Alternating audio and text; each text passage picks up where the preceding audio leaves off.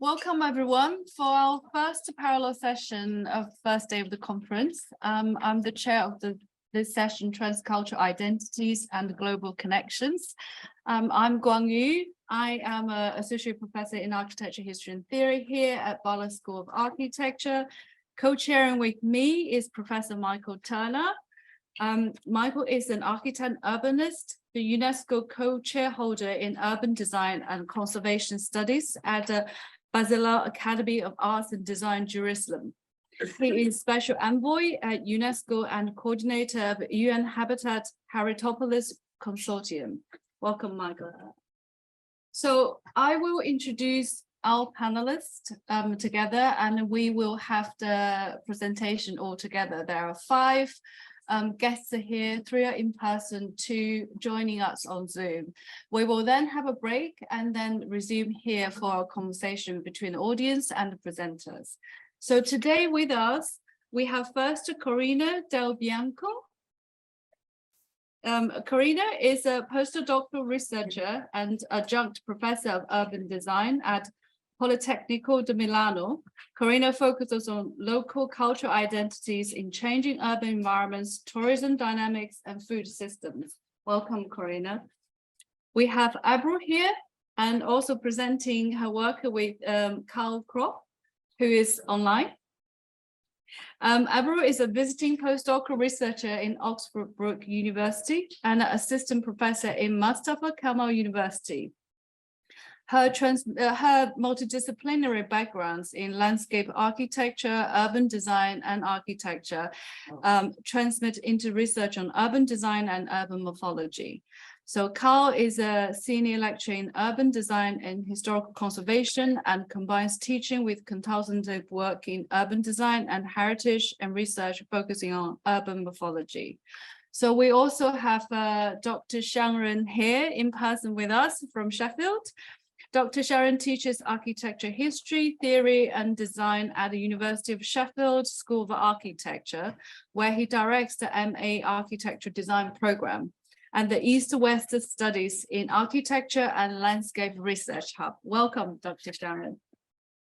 Joining us online in Zoom is Annabelle Tan from Singapore. Annabelle is an MArch postgraduate from the Butler School of Architecture. Her work focuses on the critical intersection between architecture, infrastructure, and urbanism, and how these strands shape modern social natural relations. She is currently working for the Singapore government as an architect and urban designer. Joining us also online is Dr. Jenny Cole from South Africa. Dr. Jenny Cole is an associate lecturer at the University of Cape Town's South African College of Music, and she is the research officer for East Africa on UCT's Mellon-funded project, Recentering Afro-Asia, Musical and Human Migrations in the Pre-Colonial Period. So we have, for technical reasons, we have all the people presenting in person together first, and they will join Annabelle and Jenny online afterwards. So first, let's welcome Dr. Corina. So I think, yeah.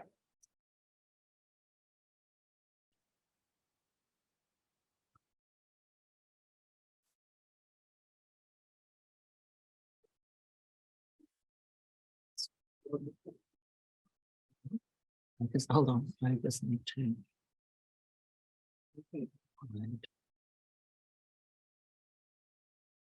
Exit and Is this back? Am I going forward or back? now you're going forward. No.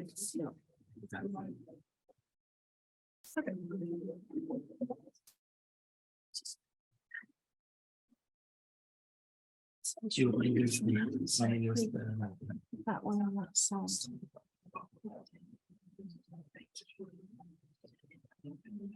Okay. So can you hear me all? Oh? Okay. Okay, perfect.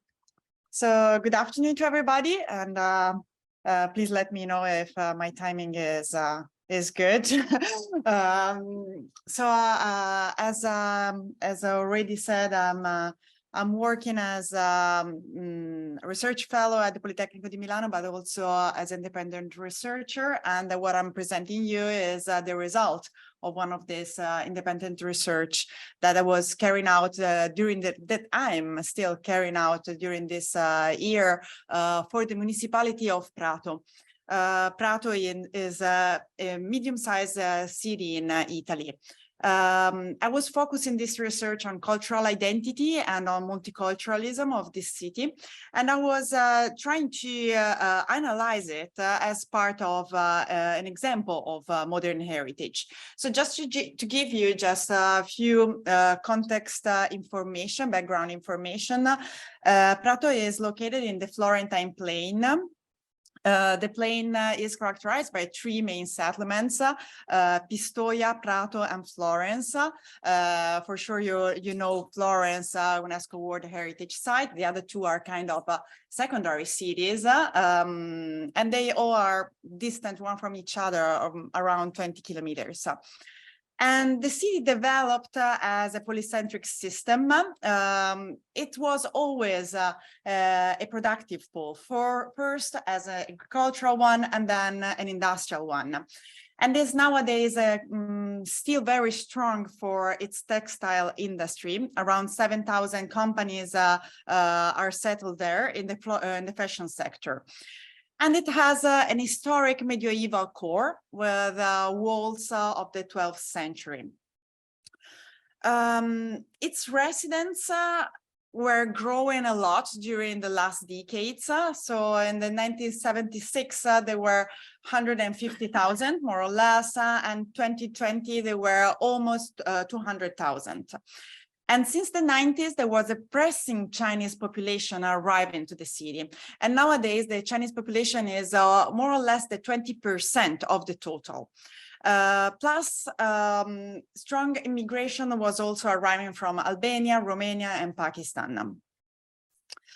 Just to let you understand the city, how it works, I don't know if you can see my flash. Yes, you can.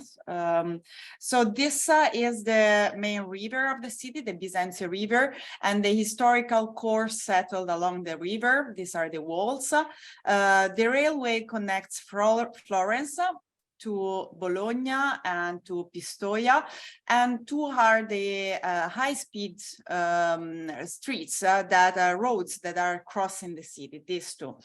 And these two elements here, M1 and M2, are the two industrial areas that are most important ones. And you can see that agricultural fields are entering inside the city fabric.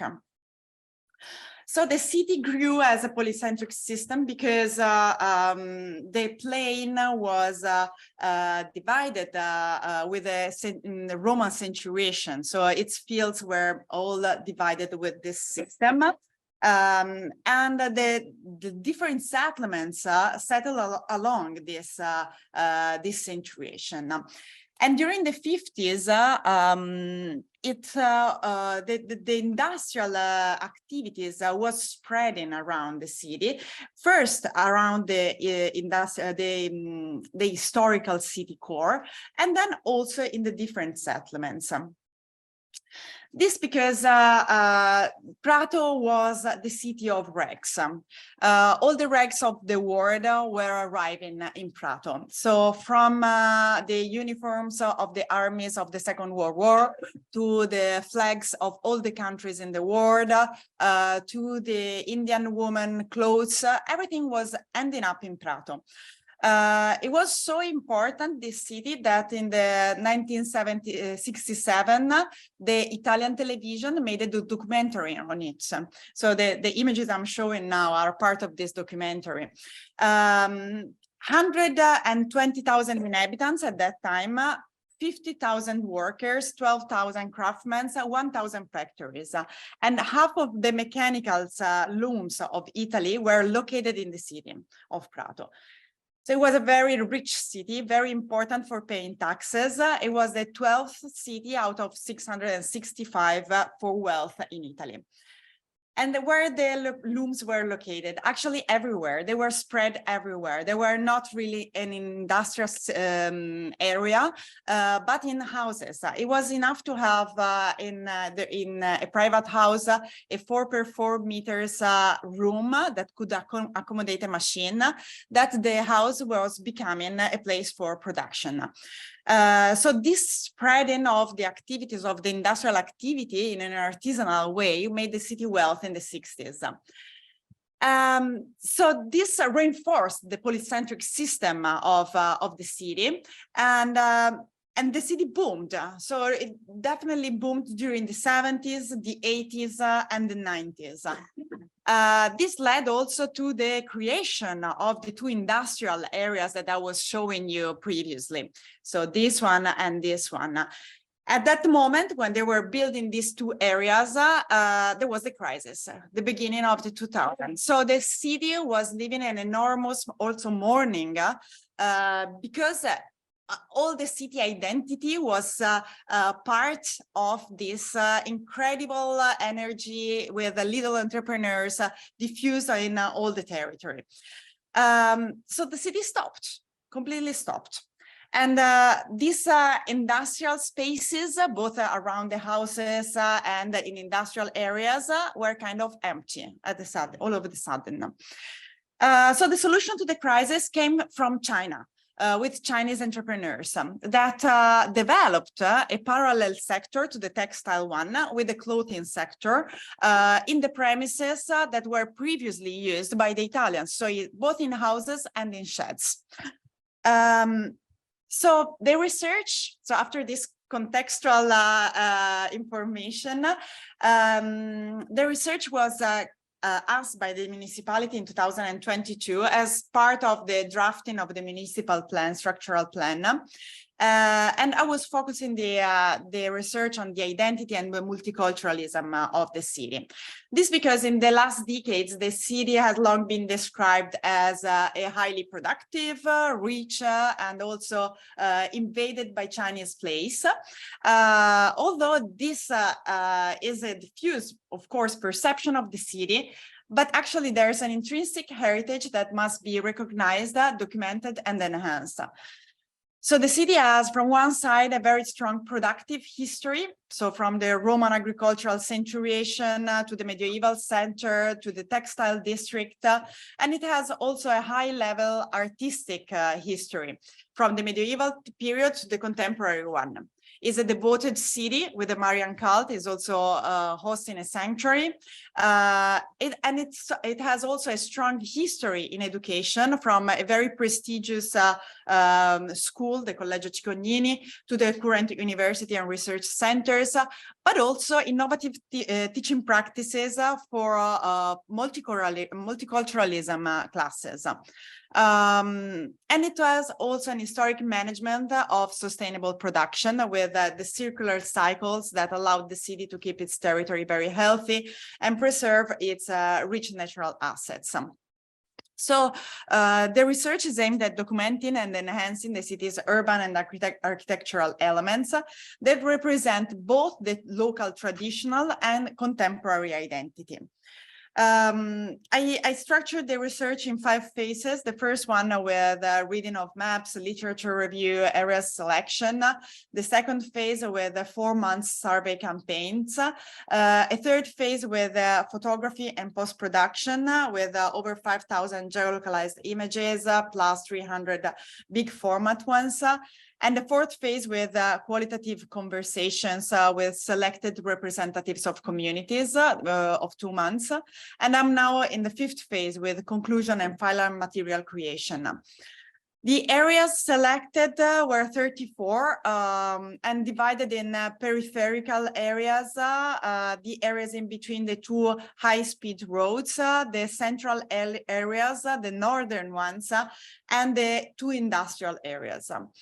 And the outputs are divided in 3 parts. The first one is the whole report of the research with the conversation plus a pretty important appendix of more than 1,000 pages of 34 dossiers, 1 per each area. The second part is the photographic survey on the elements of Prato, counting 1,016 georeferenced images. And the third part is a photo reportage that is much more evocative with the images representing the sense of living in this area. So the report is structured with a much more methodological and hamlets and neighborhoods part, and then the people focusing on the communities that inhabit the cities with the conversations and the conclusions. And in the 34 dossier, one per each selected area, are the photo inquiry maps, evolution patterns of each settlement, and statistical data. And about the conversations, I didn't want to make interviews because I really wanted to leave these people talk and narrate their context and the way their communities were living in the environment. So I was talking with the Chinese representatives, and they were one journalist that grew up in the city but was born in China, and she was totally part of the local community, exactly as a local resident. Teresa, another young person born and raised there, but completely detached from the local community. Marco Wong, born and raised in Italy, not in Prato, but in Italy, entrepreneur and also municipal councillor of the municipality that was able to explain me the community from a pretty detached point of view, but also another person, Johnny Zhang, president and founder of an art company that is creating cultural relationship between China and Italy, that is looking at the community from completely another perspective, because it really doesn't have any contact with the Chinese community, even though he's working with the Chinese culture. Then also Farid Ghulam, entrepreneur and president of the Pakistani Cultural Center, and two persons from the Italian community, one director of the Textile Museum, and another one former entrepreneur of Prato and a very well-known writer. The second part with the elements, with the photographic survey, includes several categories that I was highlighting because I think they are part of the local traditional architecture and also traditional way of living the city and the relationship among the different communities. So, for example, the categories are some typologies of houses, from the condominium to the fancy architectures or the villas and so on. But also the altars, like the Madonna or the Sacred Heart and so on. Different types of streets and different types of public-private relationships. And also some elements of the landscape. So just to give you a few examples, these are some of the condominiums or some of the villas, some of the altars that are very important elements of every residential unit, actually. And then the third output, the sense of living. This is a reportage, as I was mentioning, is aimed at emphasizing the beauty of the city's views and contrast, especially because the city has this connotation of being an ugly place that actually it is not, a place that is just devoted to work and industrial activities. And this is made up of 141 photographs in high quality for lunch printings. So, for example, a few images I reported here. Some are really traditional heritage elements. So you can see this is a beautiful tower bell in between the landscape, in a beautiful landscape, actually. But there's also a section dedicated to the relationship of the community. So this way of gathering and living really in a hamlet system, really in community villages. That makes the use of public and private very peculiar. I mean, it's very mixed. but also this constant industrial heritage that is still used and is still living part of the city. That is still always in relationship with these natural elements like the mountains that are very strong. And also the abandoned factories that have still value and that are now under a process of recognition by the municipality that is trying to organize cultural activities in some of them. And actually, it's also part of the heritage, this very strong industry. This is a picture of the industrial main building. So for all the point of reference for all the industries of the city, that is staying aside to the old idea of industry, and that is staying aside at the same time to the heritage side of the medieval core of this city. That is also showing a way of living the city and the residential areas that is very very peculiar, also very Italian, let's say, and that is putting together a strong tradition with also religious tradition with a much more contemporary one. So these are two churches, one much more traditional and one much more contemporary.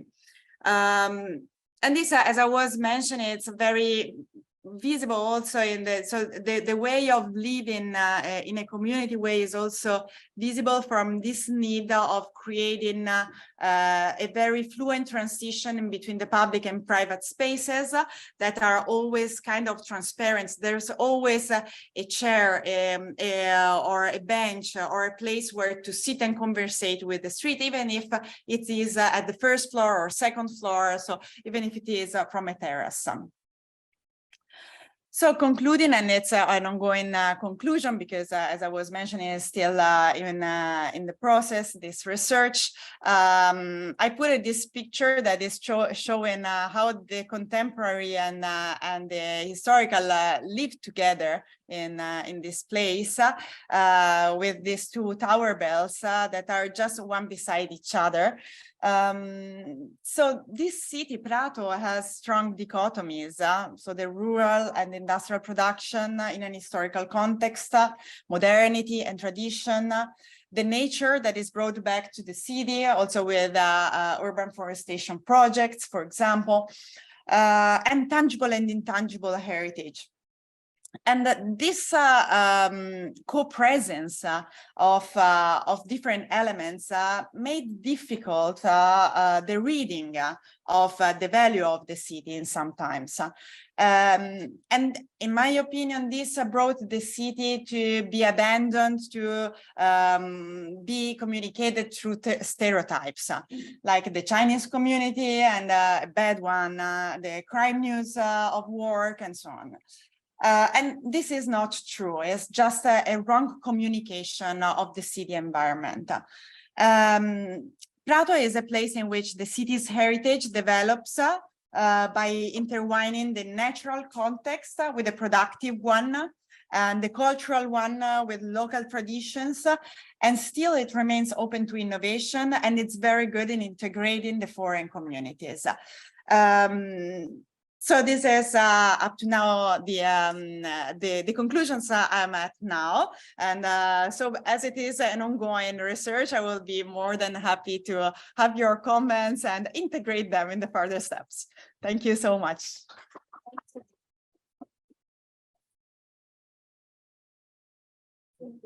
Many thanks for Karina for showing us a very complex sort of change of a city under the global change. Next, we'll have Ebru joining us to discuss a morphological perspective on heritage escapes.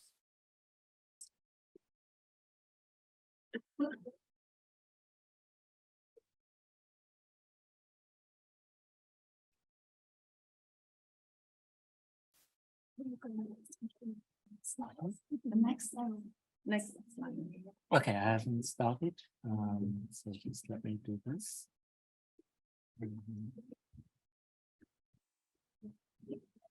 Yeah. Down on up or next. See which arrows they use to go Yeah. to the next. Okay. Yes, it's your mic confirmation. Yes. Okay. Yeah, thank you. I will bring you a bit eastern part of the Europe now. I will talk about transformation of a small town into an international and then global town in a short period of time. This is Urla. Urla is a rural settlement in western part of Anatolia, Turkey, hosted various communities since the 15th century so far. Contemporary Urla heritage can be seen as a hybrid palimpsest of traditional buildings and production facilities, modern and postmodern patterns, infrastructures, and flows. But to sustain the overarching value and contribute to urban life of this palimpsest, this study focuses on understanding its genesis in order to keep the recent qualities of this rapidly changing town. This study claims that recent heritage scapes of Urla is principally an outcome of juxtaposition of three overlapping morphological processes. First, the vernacular landscape. Second, intervention of the planning policies over the vernacular landscape. I mean, a kind of political over the vernacular. Third, the reproduction of a new vernacularity as a response to regional highways construction. And in the end, this study examines the modern heritage of the urban fabric in order to understand the relationship between the historical layers of the city, the continuities, transferred values between these periods, and the processes of erasures and addition. As a method of the study, methodologically I combine G.B. Jackson, urban geographer G.B. Jackson's writings with again an urban geographer M.P. Konzen's Towns Plan analysis. According to Konzen, an urban landscape is urban pattern of land use, streets, plots, and buildings, and the build-up area in its functional organization as well as its townscape becomes the accumulated record of town's development. And through this, due to this description, Konzen analyzes the townscapes, the transformation of the townscapes based on three plan elements. First, streets and arrangement of their arrangement in a street system. Second, plots and their irrigation in street blocks. Third, buildings, or more precisely, their block plans. Besides, Jackson defines a vernacular landscape like a language, which is a ceaseless interaction between the ephemeral, the mobile, the vernacular. On the other hand, the authority of the legally established mediated permanent forms on the other. That's why he defines and analyzes the city and urban landscape in terms of how the transformation of the political and the vernacular landscapes. And I will start with a quote from Konzen. Jackson. According to Jackson, a vernacular landscape is thousands of small and improvised vernacular landscapes organizing their and using spaces in their traditional way and living in communities governed by custom, held together by personal relationships.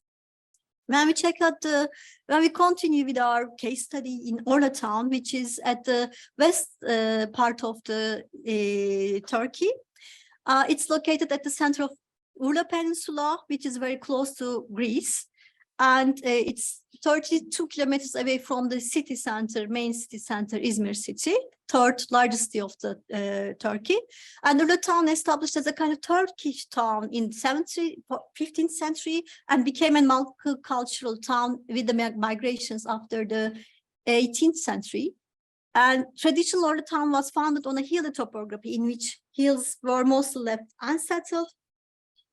But in time, these slopes are settled now, and settlements were along the slope as an amphitheater, with an Urla Akpınar stream passes through the lowest part of the city. And the land is basically suitable for viticulture. That's why it has been one of the most prominent raisin producers of the world for ages. As it's close to Aegean coast, it was a harbor city in the antique period, but now recently it's used as a coastal town. And when we come to the vernacular layout of Urla town, as we learned from Milioris map and book, the traditional patterns of Urla is differentiated depending on the ethnic roots of the community. There are some Muslim communities, as you see with the pink color. They are small in number with respect to the Greek colonies.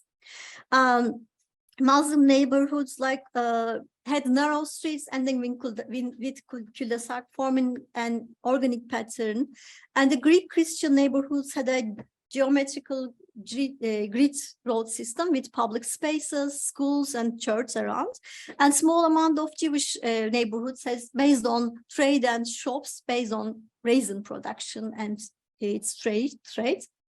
And Akpınar Street, the stream was the main border between the different communities. The land around the stream was largely gardens and their ateliers, grape farms, and warehouses. Public spaces are gathered around the sacred spaces, the mosques or churches. And as we continue, it has become a problem. This multicultural integration didn't work.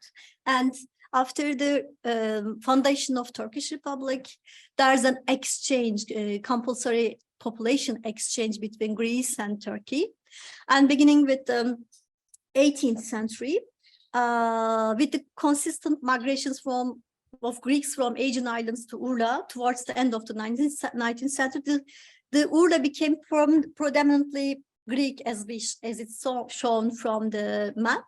But afterwards, after the 1922 compulsory population exchange, the Greeks in Urla were sent to Greece, and the Turks in Balkans, Albania, Croatia, and Greece were brought to Urla. There's a population exchange, and during this population exchange, a big fire broke out at the neighborhoods of the Greeks and destroyed almost all of the significant buildings and all of the churches. There are some pictures from this period. At the left-hand side, there are some production facilities remained to this period, and additionally, there are some traditional modern type of housing which is remained from that period, especially gathered around the Zafer Street. It is at the right-hand side of the slides.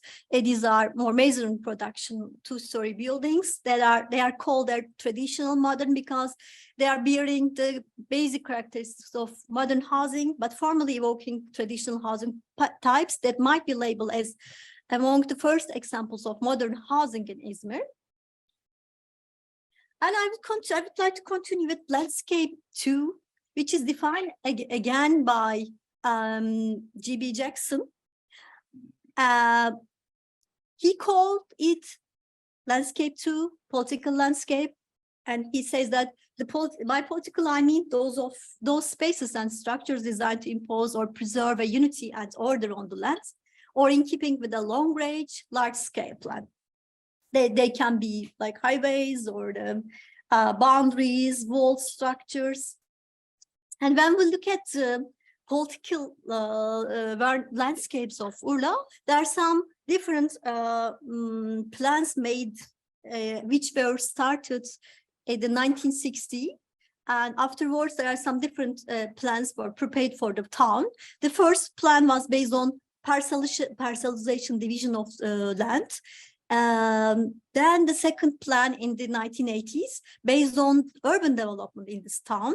And the last plan, which is prepared in 2003, is based on levels of protection of agricultural lands because with the zoning plans. And when we check the continuities between these two different morphological stages, let's say. When we compare the Urla map to 20s, the Urla in 20s and the Urla in 80s, as Konzen claimed, one of the most prominent and permanent element of urban spaces, roads. That's why we can say that there are some continuities with the roads. For instance, the main trade access of the vernacular landscape, the Zafer Street, stays the same, and additionally, main access towards the sea, the pier, it stays the same. And even though most of the buildings are destroyed, you can see the grid pattern of the streets that are remained from the Greeks. And additionally, even though all the public spaces are destroyed in the Greek neighborhoods, in Turkish neighborhoods, there are some structures like there are some bazaars, markets still functioning as a public space and marketplace as well. And there are some erasures as well on the natural features, which, as I mentioned in the beginning, when I was describing the vernacular pattern of Urla town, I was just explaining with the river and with the slopes, with the hills. And when we check the transformation of this river, and especially the gardens around the river and the hills, I can say that over the course of time, the streams seem to have covered by earth, and after years, it's at least in the city center, the town center, it's completely covered by earth, and there are some unsettled hills which are very unique for vernacular town. They are covered with settlements, except some parts of the Mill Hills and the Sra Hill, and gardens are also filled with urbanization, urban settlements. And when we check what happened with the plans, we can say that the 1960s map just juxtaposed some divisions, like the regular plot patterns on the irregular and large street blocks. And additionally, over that, in the 2000s, the new parcels gathered from the 60s are shaped by division, this time not by plots, but by streets. That's why all the time, these processes from 60s to until now on, just improve the densification of the town center. There are also some continuities as well, some buildings that are produced by the municipality. They are just the production of this building of this, the construction of these buildings are supported by the municipality and in cooperation with the Mass Housing of Directorate. They are based on vernacular mass void relationships of the Urla settlements, as you see from the plans drawn by the architects. The mesas are like row houses with the backyards, or detached houses with the backyard, which belongs to a traditional pattern. And additionally, oriel windows are added to the mesas. And when we check the differences with the streets, one of the most important erasures on the townscape is the new streets opened by linking the dead ends. That is disrupted the main townscape character of the town, which is based on row houses and the backyards in the middle of the street blocks. And the last one is the landscape tree, which is defined by Jackson. Landscape tree resembles the vernacular landscape in terms of its detachment from formal space. In difference to history, it's essentially utilitarian, conscienceless use of environment. The settlements are in time serve as a nuclei for small-scale landscapes. Indigenous organization and development of spaces serve the needs of the focal community. And he gives as an example the highway, which he defined as a kind of new vernacular. When we check the after the 1990s, there's a highway built around Urla, which has really not distracted, but changed the urban landscape. There are some now permanent houses and urban villages that are migrated to here, not only from the big cities, but only from abroad countries. And that led a kind of emergence of the sprawls. And new developers started to produce villa estates. But they are in between the old Izmir Road and Çeşme Highway. It means that it's not very related with the old town. It's a kind of new juxtaposition.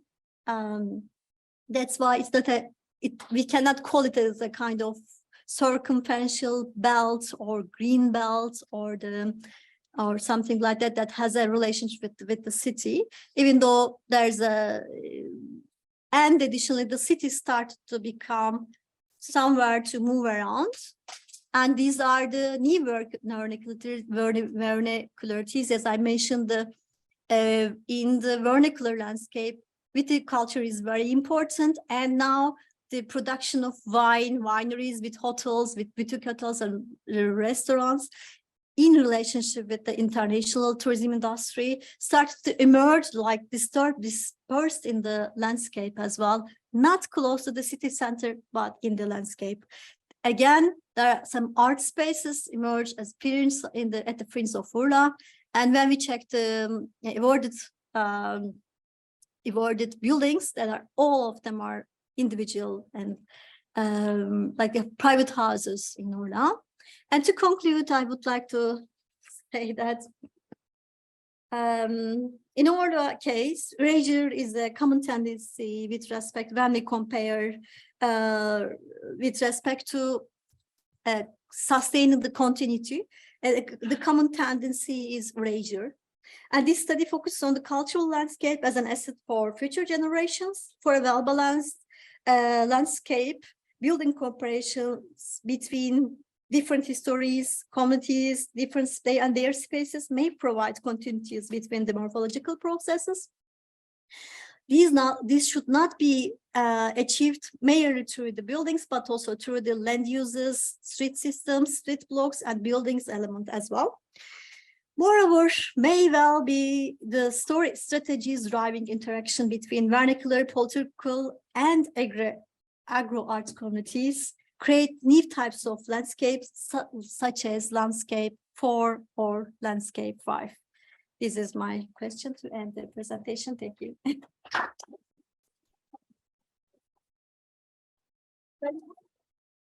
Thank you, Ebru, for showing us Urla and how the unseen, the intangible forces that made the physical fabric of the town.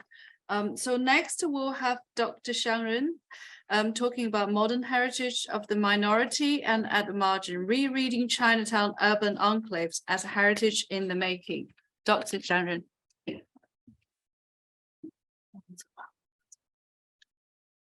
It's a PowerPoint. Sorry, we're just opening. Yes. How many minutes do I have? We say 15 minutes. Try to keep it. Maybe 16 minutes. I should be. Okay, give you a shot. that's pretty good. Sometimes difficult to stop talking. Okay, I think the share screen again. Yeah. How So is this can you working? just stop the share a second, just because you checked the box. You haven't got any videos or anything. No. Yeah. Okay. So when you do the share, just on yeah, and check that. Yeah, please. Just causes problems sometimes. Cool. Can we say on this? Yeah. Oh, okay, great. Thank you so much. Here you go. Okay. Okay, and I use the yes, please change. Fine. Okay. Okay. Okay, thank you. Thanks for having me in this great conference, and thank you for Professor Guang Yuren and Professor Mike Turner for chairing this session and 2 brilliant past presentations. So my talk today is like a little pilot project and a working process, and I'm very happy to share with you all. It's titled Modern Heritages of the Minority and as a Margin through Rereading Chinatown Urban Enclave as Heritage in the Making. So my position paper situates on the idea that the disciplinary project of modernism is made by people, so as its heritage. So I think I have been influenced a lot, and I would reference again by the work done by Larry Jean Smith in her book, The Uses of the Heritage. She claims that there's nothing interestingly heritage. There's nothing about heritage, but it is only because we use them in the heritage discourse that when they become heritage. So the modern heritage is socially and culturally constituted and socially and culturally constructed. And more importantly, we need to know that the society and culture that make the modern heritage are not singular, and they are not determined only by the more and much faster modernized Western versions only, but rather the society and culture that make the modern heritage are mutually related and multiple oriented and identified. And in particular, it's important to recognize the process between the East and the West in terms of the interaction between the Western and non-Western cultures and societies. For many people outside the West in the 19th and 20th century, modernization from the West brought with it not only science technological advance from far away, but also new types of living and working in a foreign city and a foreign country far away from home, and new forms of migration, inclusion, participation, and contribution to Western modernizing environments and economies, and all of those constitute the other part of the modernist project, to my mind. And the heritage of this other part of modernist project has not yet fully been recognized. They are staying at the margin, again, like its past experience. But in essence, those non-Western minority spaces and settlements, for example, the Chinatown globally, but also the case study in London for my talk today, and those minority spaces, they are of other spaces, of heterotopias, and they're mostly in the form of social spatial ethnic enclaves, and they should be rethink and reread as an alternative modern heritage. If modern heritage discourse has been operating on its 3 major layers, so the first is on modernist objects, and the second on modernist environment as a whole, and the third is on modernist social and cultural constructs, then I would argue these other spaces of modernist projects, such as Chinatown, should be understood as a minor and a marginal addition of the third layer, which is looking at heritage as a social and cultural construct instead of the objects and the environment. So a plural version of modern heritages is more appropriate and inclusive. And it can be adopted to question the master narratives, to reference Edward Dennison in the introduction of today's conference, to question the master narrative, but also to find ways to seek alternatives to reject the master narratives from the below and to replace the so-called modern heritage, which silently advocates owning the singular and linear value. Sorry, it's very lengthy. This is my first intervention, which you can see from this conceptual framework here. My second intervention is that the transition to modernization, the transition to modernism, was no sudden influx, but had rather a complex and gradual evolution. And these transition processes and these transitional products and byproducts also carried heritage value as similar to their finalized modern objects. This can be seen very clearly in architecture continental modernism, although architecture discipline worldwide seems by the 1950s to have become aligned with the scientific ahistorical Bauhaus model, which has since then been understood as definite. It had begun much earlier, in fact, in the late 19th century and early 20th century in another form, inheriting the European style debate and the Beaux Arts educational assumptions, so that the transition to modernism was no sudden influx of the international style, but had rather a complex gradual evolution. And I want to highlight that this transition can be traced from the European modernist architecture model. And it can also be traced from the multiple transitions happened and happening around the globe, which is at its own paces, scales, driving forces, and representative forms. So the idea of multiple modernities is not only about multiple products, but also it should be about multiple transitions in processes, and multiple transitions as rites of passages. So this richness is in the multiple transitions and its transcultural dimension in making the modern heritage discourse can be pushed further, which is one of my arguments, to question the master narratives again, alongside a timely critical inquiry to the deconstruction and decolonization of Western singular authorship on the global modernist project. So if we place global modern heritage on a larger historical scale in a longer history and across a larger world, it should not be seen as a frozen moment, only leading to clear-cut chronological boundaries, nor definite modernist objects, but rather, since it is constantly evolving and not stabilizing in nature, it should be expanded as a heritage process, which I would reference acknowledge David Harvey's work, Heritage Past and Heritage Futures, a longer view of heritage as a process, as something constantly in the making. And this modern heritage in the making suggests that all its layered past is constituted in its present form, and socially, culturally, and of course, beyond physically, and of course will be collected to inform its future. So I would argue the third intervention, that the heritage in the making values coexistence, juxtapositions, bricolages, and all leading to multiple temporalities and the plurality of modern heritages rather than heritage. Not getting more viral from my slides. A very interesting example of this modern heritage in the making is Chinatown. And Chinatown, as you all know, can be understood as a very established typology in almost all earliest global modern cities in the 19th century, mostly. Or perhaps we can still think of that as an emerging typology. By the way, one of the latest attempts in this country to set up a Chinatown is Sheffield, where I come from, but slowed down by the pandemic. And Chinatown, in the case of London, is both architecture and city. And it is both migrants' arrival space and minorities' interaction space with the majority, with the hosting communities. But Chinatown has been considered as other by mainstream modern heritage, mainly because of its, of course, it's lacking that kind of modern agenda or motivations according to those elite perspectives, if I can say. But Chinatown is both a place and a story, a practice of Chinese diaspora, and a place when East meet the West, based on a multiple imaginary on a imaginary China. It is itself being produced and reproduced as a strong imagery, as a collective homecoming symbol for diasporic Chinese and Asian. It is also a sustaining mnemonic for both the diasporic and hosting communities on particular migrant group from the minorities other, a lesser modernized territory from outside the West to the more modernized territory of the kind of majority, which wanted to destabilize from today's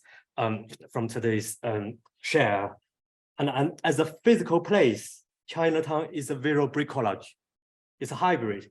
It's a bricolage of Chinese and East Asian and later Pan-Asian architecture and spatial masks with local British Georgian buildings. And its legibility relies on that systematic visual system with a wide range of Chinese symbolic forms and metaphysical elements, including pitched roofs, pagodas, balconies, lattice works, motifs, color schemes, and street furniture such as lanterns, and all transplanted onto the Georgian building envelopes in a stage set fashion, and in a variety of forms in every Chinatown of the world. And saying in this London Chinatown, we mapped out that a bit early this year, and this physical visual bricolage is hardly, of course, it's hardly a modern invention. Mostly it's like a post-war collage, like decorated shed in one of the keynotes earlier today.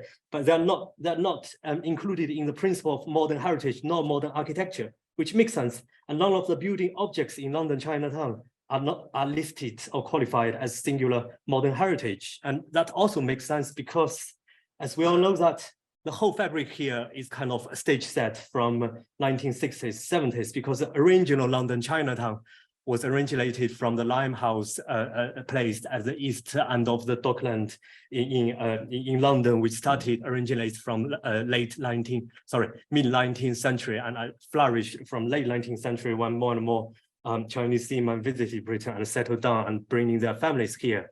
So the current Chinatown, which we mapped out in the Soho, it lacks that historical depth and has no ground-up influence of Chinese culture and architecture culture, and could be simply dismissed as a facade of architecture motifs that are added onto typical Georgian streetscape and urban landscape. So this is not something unique in London Chinatown. It happens not just here. It's almost for much of the Chinatown's history, if we think from a global perspective.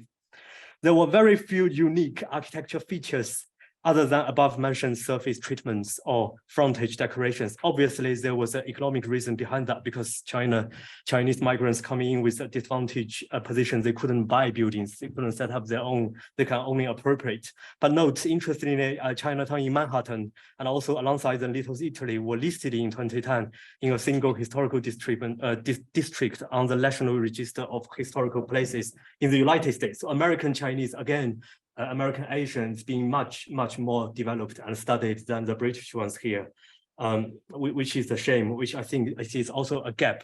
And also we can see that from this historical photographs that Chinatown is not only a physical place filled with commercial success, it is also a cultural place. It's a cultural concept. It is a collective practice embedded upon lists of memories, meanings, and uses from pre-modern Chinatown and to the modern ones, and unfolded in overlaid memories, traces, layered meanings, and imaginations across the two past centuries.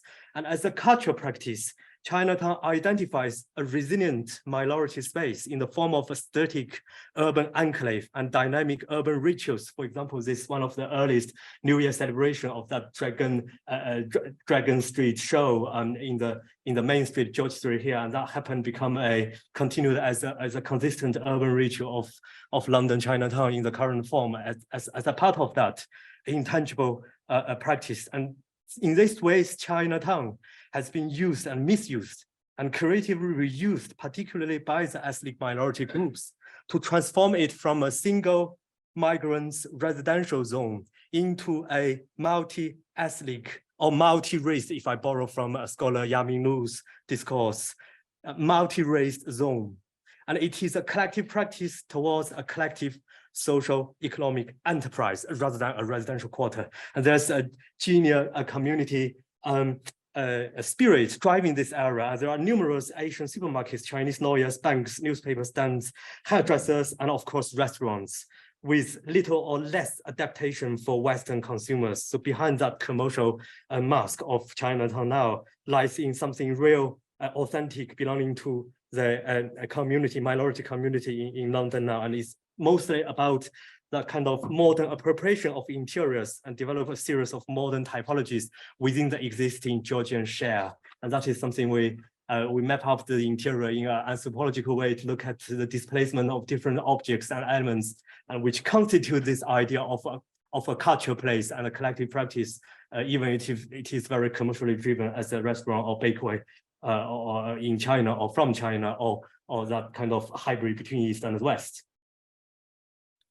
And you can see more from this cross-sectional sketch of that duality of external stage set as something identified visually as a Chinatown and something happening beneath into the architecture structure of the Georgian buildings. So Chinatown's heritage value lies in its 200 years of accumulated productions, uses, and tacit knowledge, which have collectively responded and adapted to the changing modernization and also the society, and which has been passed down from generations to generations. So I argue that there's a consistent presence of colonial logic in reading and using or maybe misusing Chinatown, looking at that as the other, because I think that happened also in the Eurocentric way to looking at that kind of tropical modernism, which the next presenter will be talking about that. And I think this colonial logic it needs to be destabilized because it will intensify the placelessness modernization or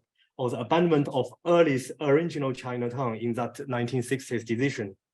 But also you will intensify the detachment between modernity and minority space and in particular, the latter, the minority space mnemonic value and attachment to the place, to expand and decolonize the definitions and scopes of modern heritage. I think that the first and the forest requires a deeper and broader understanding of long-standing cultural places and collective practices like Chinatown from the other context and minority spaces in a longer history across a larger world. And this, I would say, it's a scoping exercise, needs to be can reread modern heritage as a layered heritage process. And more precisely speaking, a layered modern heritages in the making process. This architecture group form, collective form, and the urban enclave of Chinatown, often seen superficially from its decorated nature and disgraceful histories in terms of slums and drug and things like that, are most elemental as a heritage process.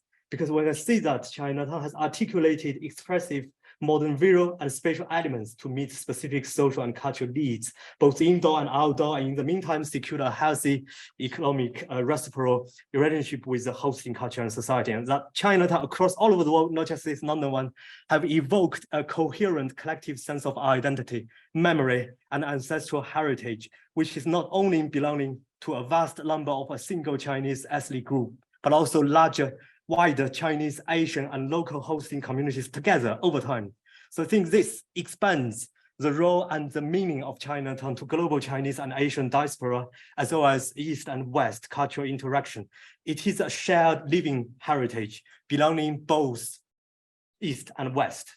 So my conclusion, it's not conclusion, it's my kind of concluding thoughts, is that although Western hegemony could be accomplished by colonial takeovers and patronizing Orientalism, the discipline of modern heritage might be enriched and further nurtured through rereading different and multiple cultures, meeting, learning, assimilating, and transforming each other, social and cultural productions beyond a merely architecture arena and a singular authorship. And finally, by exploring further and further these intersections between architecture and minority spaces, identification of place, multiple temporalities, and collective heritage in those commodified urban enclaves of multicultural global cities like London. My paper claims that London Chinatown and many other Chinatowns as global scale and many other minority spaces, not only in Chinatown, for example, Bangalore in Brick Lane in London, they all formulated in the past 200 years. They are a particular product of modernities, and they are settling within the Western world, and they should be understood not only as a Western modernist heritage, nor British Asian heritage, but a collective transnational and transcultural heritage of a multicultural modernity. Thank you.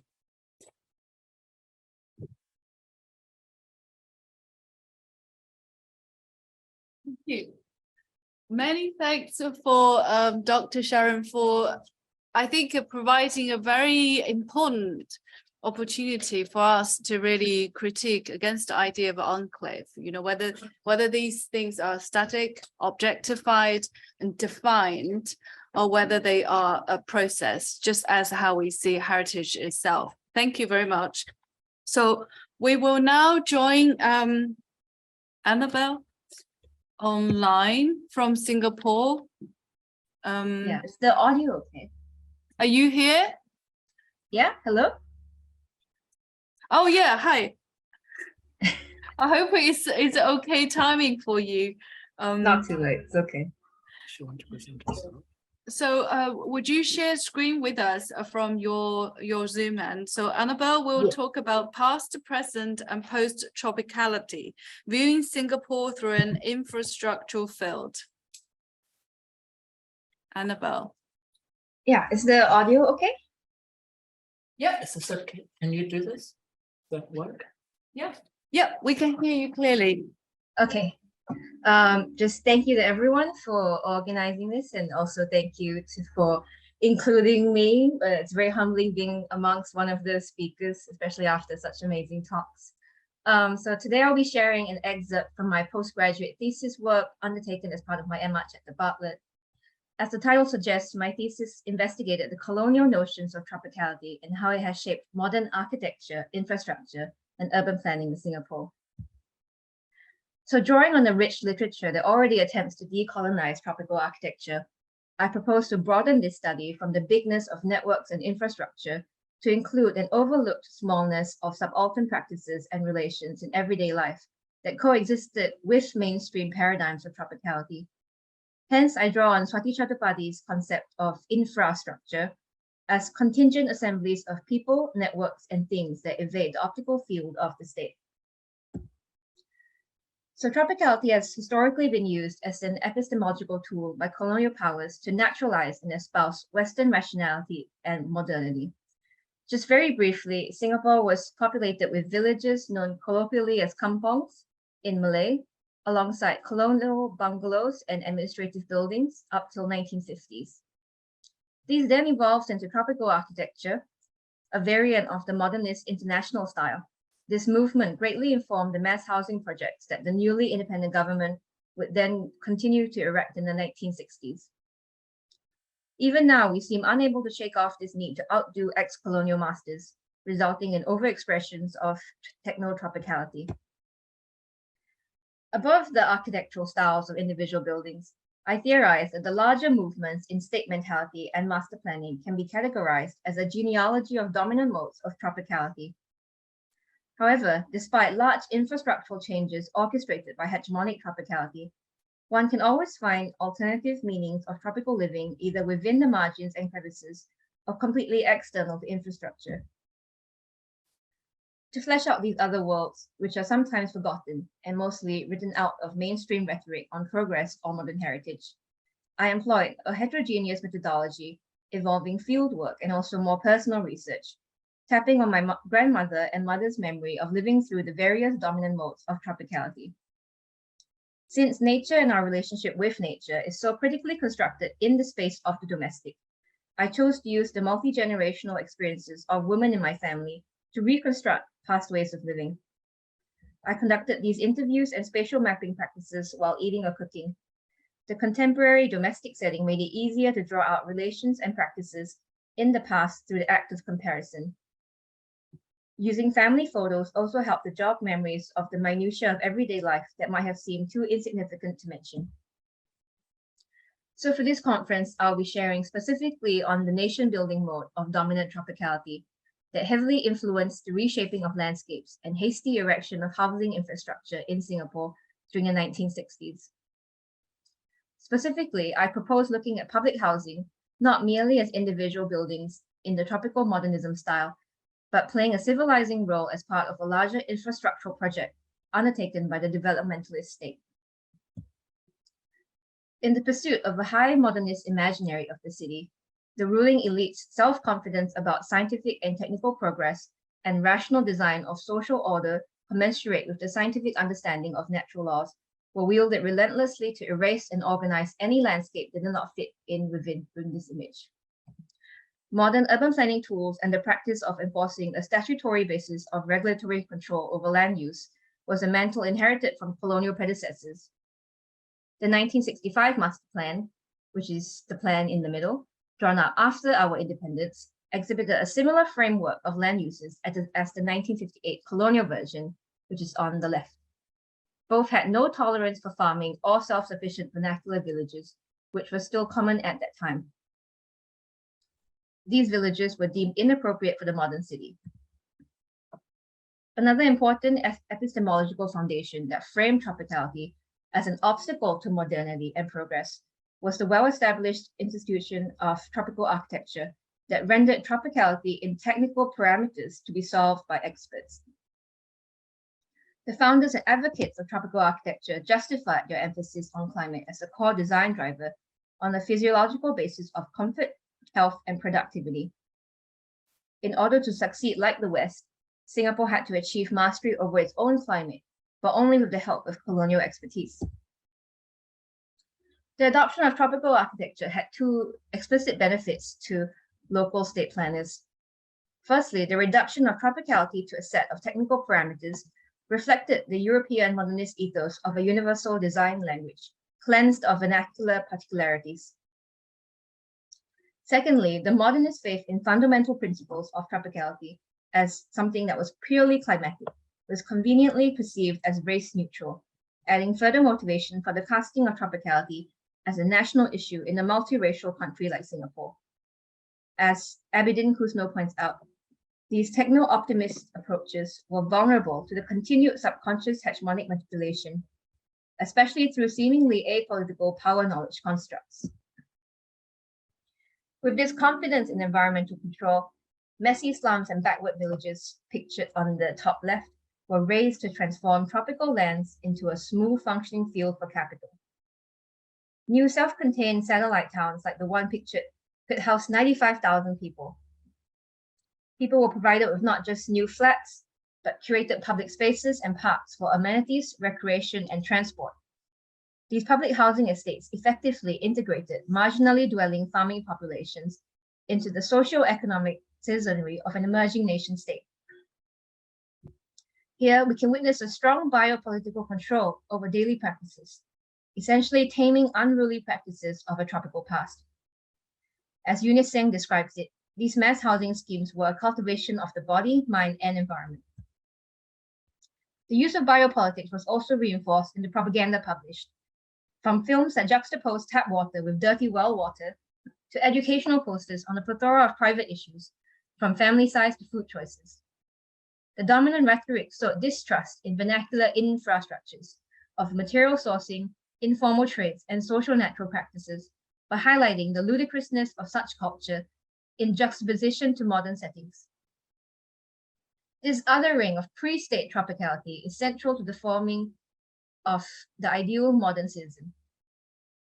I see this modern service infrastructure as having two outcomes: the practice erasure of an unruly population and the scripting of dependency in which the individual is made into a citizen who is reliant on the state for access to infrastructure that mediates between them and the abundance of a now foreign tropical environment.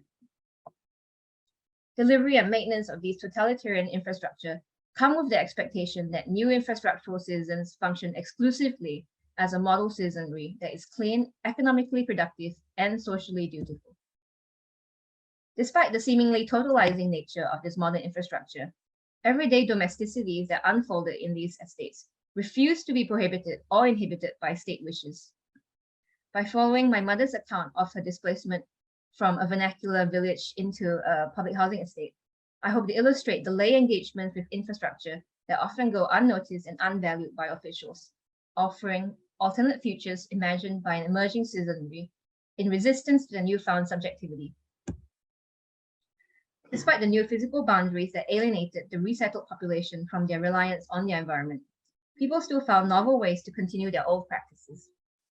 My mother recollects how rows of potted plants lined the corridors outside each flat. The persistence of cultivation, even in its reduced capacity, can be seen as a force of habit to appropriate and stabilize being.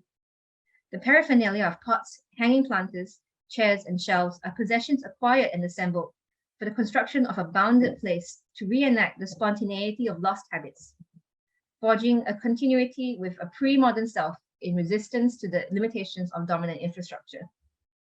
These creative solutions towards a continued sensuous engagement with nature are weapons of the weak that covertly rewire the metabolisms of rational dichotomy between urban and nature. Vessels for soil containment create a new material culture that, although discreetly contain the dirt of a past tropicality, still allow the resistive infiltration of tropical life that will otherwise not breach the smooth concrete surface.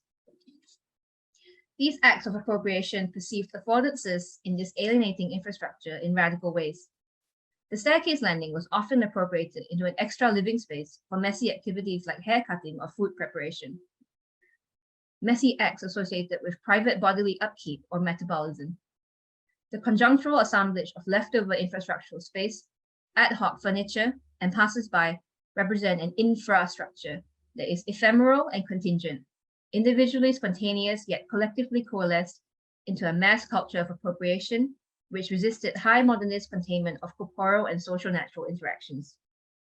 If infrastructure is the platform on top of which citizenry is negotiated, then these heterogeneous infrastructure configurations constitute the politics through which a hybrid cultural identity of the modern tropical citizen is born, unsettling ideals of both citizen and modern. By consolidating the findings from oral interviews and spatial mapping exercises with my mother and grandmother, together with other broader-based archival research, one can begin to draw up a catalogue of alternative tropicality that manage to exist despite the alienating nature of modern infrastructure. I have grouped this assortment of practices, ad hoc infrastructure, and knowledge into a list of non-exhaustive categories. So this list shows social natural practices that describe how people engage with their environment, and in so doing, maintain or reconstruct the idea of nature. Material culture, which describes the novel appropriation of manufactured commodities in the creation of spaces that transgress the indoor-outdoor private-public thresholds of modernist public housing. Sensory engagements with nature reveal how many of these appropriated spaces attempted to mimic similar bodily experiences and joys that were easily available in village life.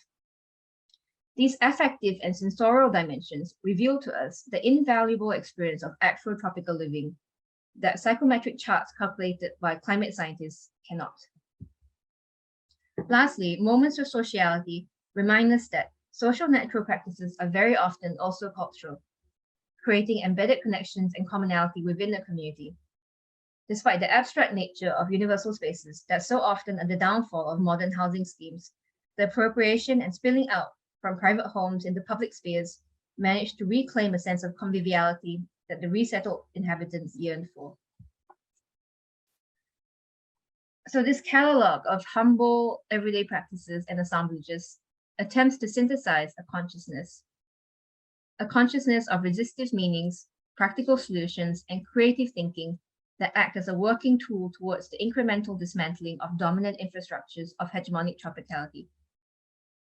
It is non-exhaustive and hints at the multiple social cultural dimensions of alternative tropicality that is buried by dominant paradigms and hardly ever talked about when we talk about the modern heritage of Singapore. Raymond Williams's framework of the dominant, residual, and emergent is useful at this point to describe this uneven landscape of practices, meanings, and relations that fall under the wide umbrella of tropicality. Through drawing out alternative infrastructures of multiple lived tropical worlds, I hope that we may move towards post-tropicality. And in so doing, I hope that we may see our modern environment as the product of not just dominant neo-colonial forces, but also the forsaken memories, residual practices, and everyday acts of resistance. It is through the latter that we may begin to imagine more equitable and resilient futures beyond the limited scope and narrow vision of our tropical modern heritage. Thank you. I think I'm done. I'm sorry if that was very quick. Thank you, Annabelle, for really bringing to what Dr. Sharon's, the questions that Dr. Sharon just raised into a sharp focus of Singapore. And I think the personal and the state projected structure and the response and the resistance is very much kind of in keeping with a much broader urban space. Thank you very much. So the last one, we have Jenny Cole joining us from South Africa. Is she online? She is on. Jenny, you're online. Hi, Jenny. Yes, hi there, hi.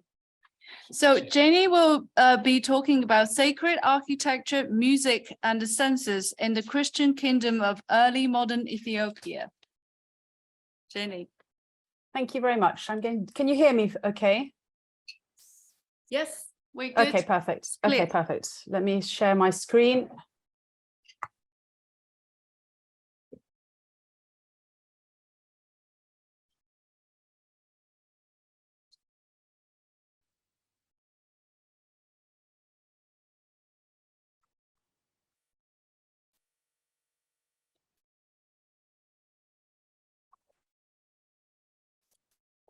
Thank you very much for having me today. I'm absolutely delighted to be here.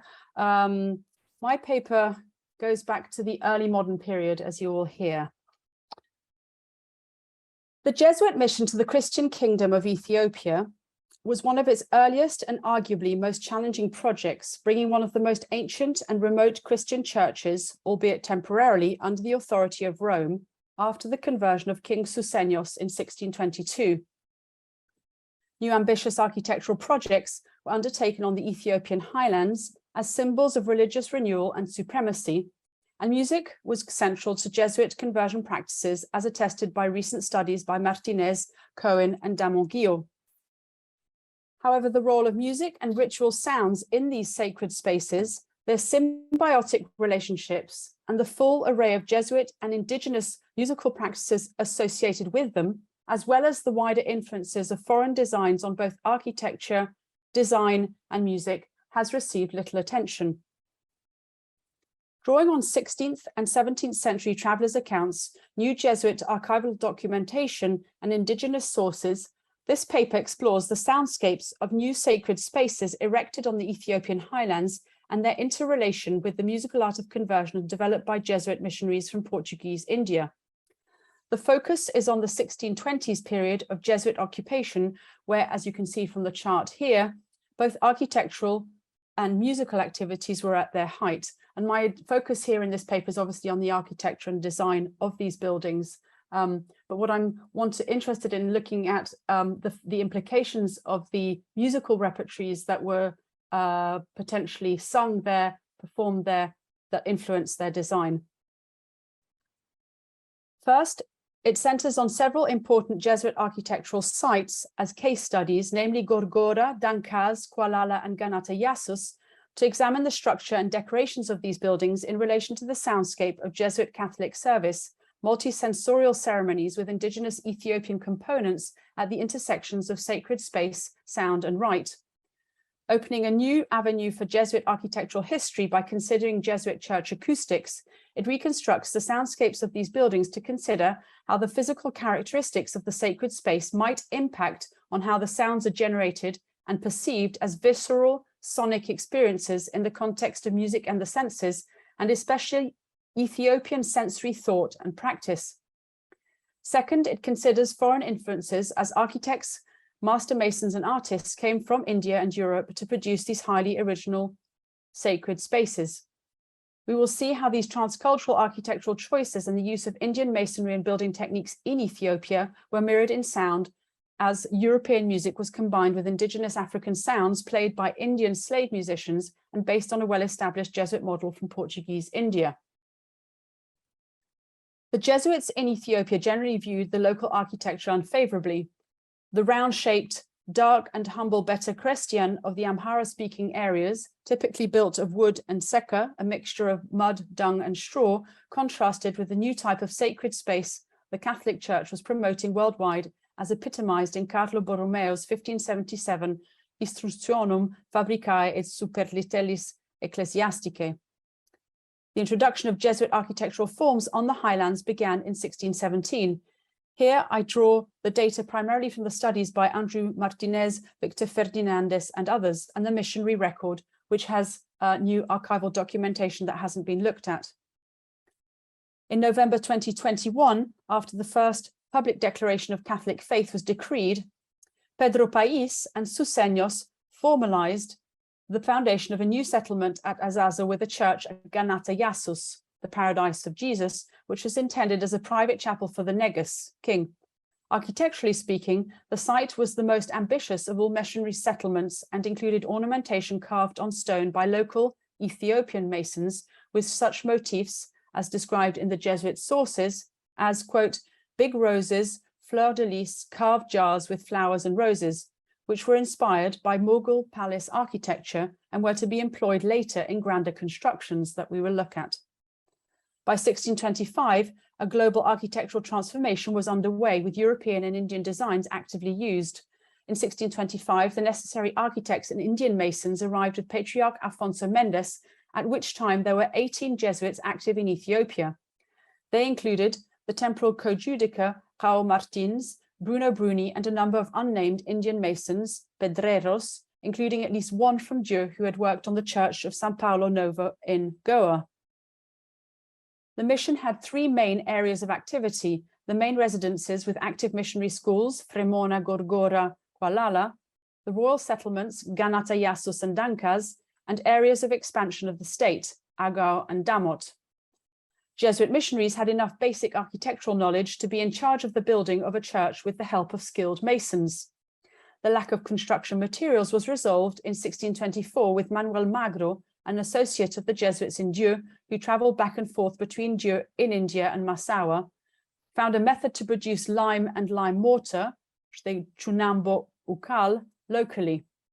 As Helder Carita's study shows, chunambo, from Dravidian and Hindi, was the lime mortar traditionally used in India for construction and used extensively by the Portuguese. In early 1626, with the arrival of João Martins, Bruno Bruni, an Italian architect, and Indian master masons, began the construction of major architectural works. Martins, a Spanish architect who had worked in the houses of São Paulo in Dieu and on the Bom Jesus in Goa, and described by Mendes as, quote, exceptionally expert in the art of building, was one of the best architects the Ethiopian mission could have selected from India. With him, the modo goiano or indiano became the main architectural referent of the mission, as Christina Oswald terms the development of a distinct Indian Jesuit style. Martins began work on the church of Yassus at Gorgora, at the site of Kund Amba, where King Susenyos had previously established his court, Katama. Defined by Manuel de Almeida as the Phoenix of Ethiopia, the church was meant to recall the major Jesuit prototypes of Bom Jesus in Goa, São Paulo in Dieu in India, and Il Gesù in Rome. The design of the church of Yassus was inspired specifically by São Paulo in Dieu, as you can see here, this comparison. And from the archival record and particular manuscript citations that I've found, it is highly likely that Martins used in Ethiopia the same plans he had used in India. Both churches were similar sizes and proportions. The church of Gorgora Yassus comprised a single nave with a telescopic layout in the main chapel, a coffered barrel vault, small lateral chapels topped by a shell, and false round windows on the second level, a feature also applied to the Bom Jesus in Goa.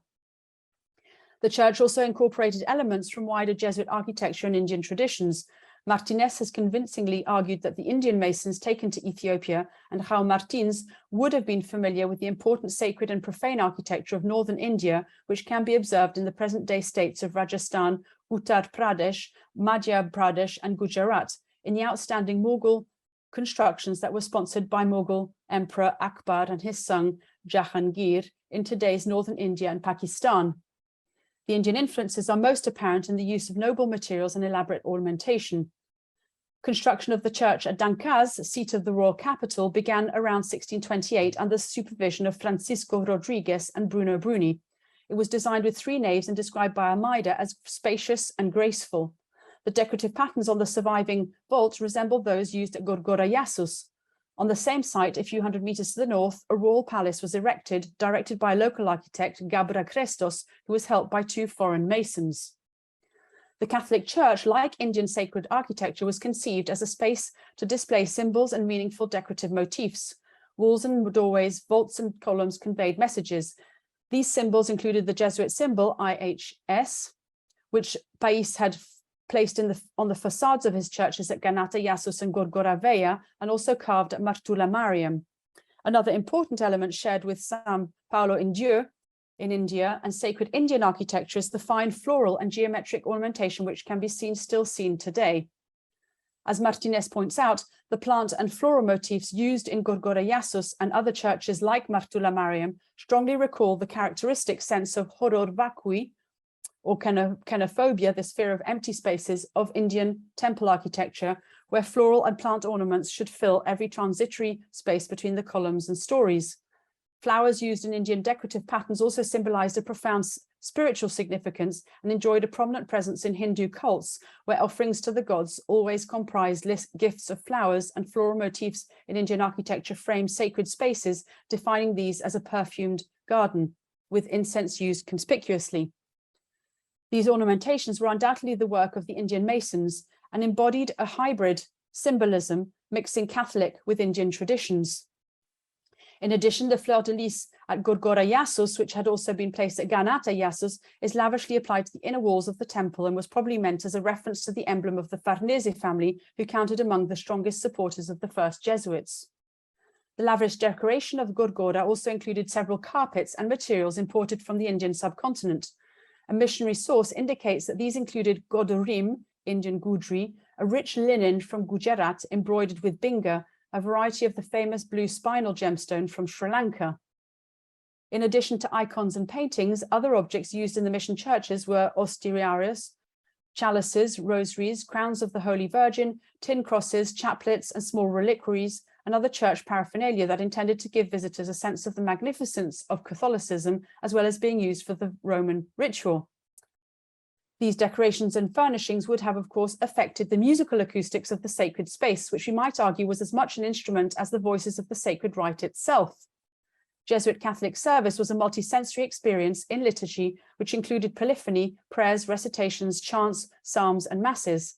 As Andrew Tallon defines in acoustical terms, the primary product of the combination of this sacred music and architecture is reverberation. It is the sum of countless indistinguishable echoes that are produced as sonic impulses are reflected with varying degrees of absorption from the walls, decorations, and furniture in a combination that is unique to every building. In another article, I have constructed the early modern musical Jesuit repertory performed with indigenous elements in these churches. But we know less about how it was performed because practice was by nature intuitive and improvisatory and thus tended not to be noted in the missionary record. Also, the Jesuit liturgical furnishings and their disposition in the space, such as choir stalls, paintings, tapestries, the ephemeral objects on which the sound quality of the space depends in proportion to their degree of absorption, did not survive either the ravages of time or the Jesuit expulsion in 1632, when everything of the mission was burnt. Craig Wright has shown a direct relationship between the disposition of the liturgical furnishings of the choir enclosure at the Cathedral of Notre Dame in Paris in the early Renaissance, with sound-absorbing decorations, textiles, and paintings, for example, hung for the importance of the feast being celebrated, and as a result, the harmonic sophistication of the music performed. The less reverberant the space due to the absorptive properties of the textiles and paintings hung, the greater probability that complex contrapuntal music could be performed. So far, the archival records on the Jesuit churches in Ethiopia have yielded only limited information regarding the types of decorative materials used in these sacred spaces that could potentially have served as sound absorbent material. But my ongoing work, which is still to be developed further, suggests a growing acoustical clarity and a greater probability for complex contrapuntal music, such as 4 and 5-part writing for equal independent voices, being performed as woolen carpets and tapestries were favored over silk drapes, and the Jesuit missionaries requested further imports of textiles from India, possibly for these acoustical purposes. Because a shorter reverberation time usually engenders a faster tempo, there might also have been a gradual increase in tempo for specific pieces that continued to be performed over the span of many years. Lastly, there is the possibility that the Jesuit architects adapted the Vitruvian vase prescription by inserting resonating pots or holes into the upper portions of the walls and vaults of their sacred spaces, the prime liturgical zones of the church space, to give amplifying and clarifying properties to the singing, though this is still under investigation, but could explain the physical appearance of some of these Ethiopian monuments. The architectural space was only one sensory power in a complex where musicians transmitted a rich domain of sensory information through liturgy. Of course, the argument that liturgy and its musical content are multisensory is not a new one, but while the senses are physiologically universal, they are conceived and defined within various cultural arenas.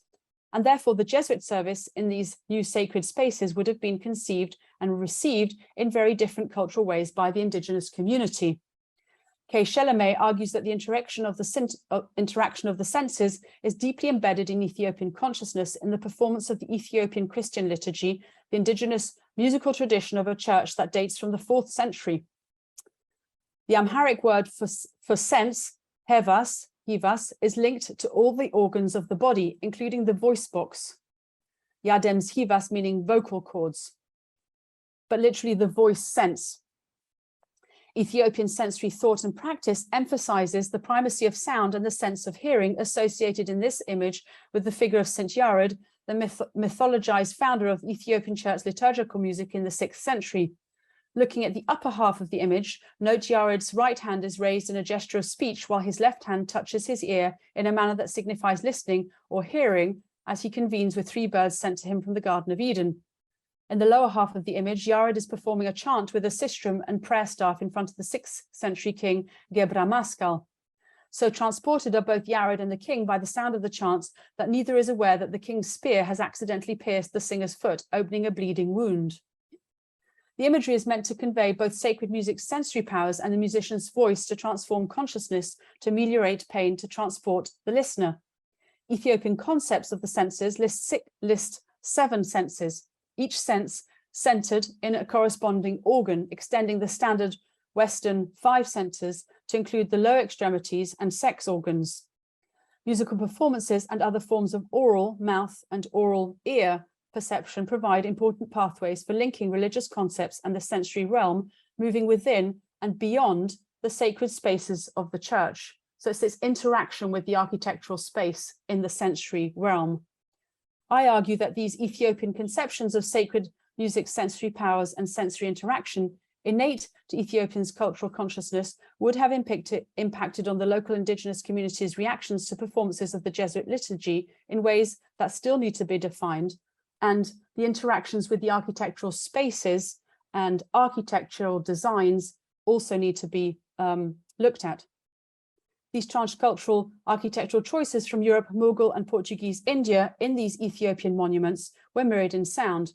My ongoing research shows that Jesuit musical conversion practices were based on well-established musical models from Portuguese Goa and Dieu, which employed music as both evangelical and pedagogical tools and blended African indigenous, for example, the use of Ethiopian instruments like the nagarit, kettle drums, language of text set to music using Ge'ez and Amharic, and foreign elements in the form of, in this case, Indian slave musicians playing European music on the Ethiopian highlands. So it's this sort of 3-way transcontinental model.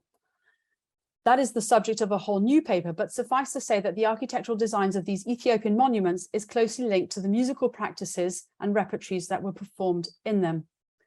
So in conclusion, these transcultural contacts offer tantalizing views on the complex interrelations between sacred space, sound, and rite, and how these impacted Jesuit religious practices and the spread of Jesuit liturgical musical traditions in Ethiopia.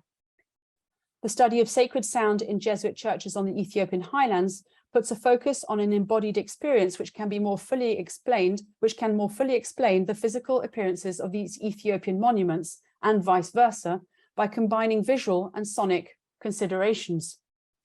Further research is now needed, for example, on the decorations and liturgical furnishings used in these churches on the highlands and their links to specific occasions and musical performances, thus exploring the possibility of increased use of complex contrapuntal music and acoustical awareness and acoustical physiology.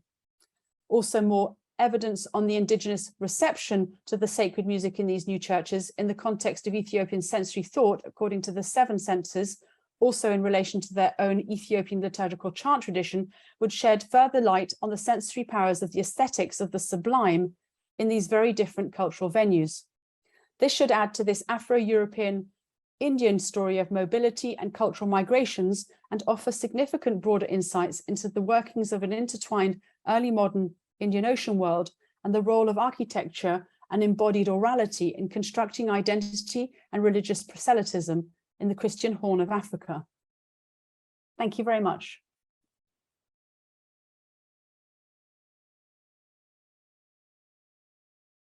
I think that is a perfect conclusion for the session on transcultural identities and global connections that really reminded us that beyond the political, the ideological, the economical influences that part of the modern projects, that you see the sacred, the sensory, and the more universal influences that connecting us. And also, I think it's very important to observe that it is also global in the sense of devoid of nationhood, which is also part of the modern projects. So thank you very much. And we will have a break and reconvene here at 4:30 for a conversation and questions. So 10 minutes break, stretch the legs. I hope it's okay still there in Cape Town. Thank you. Is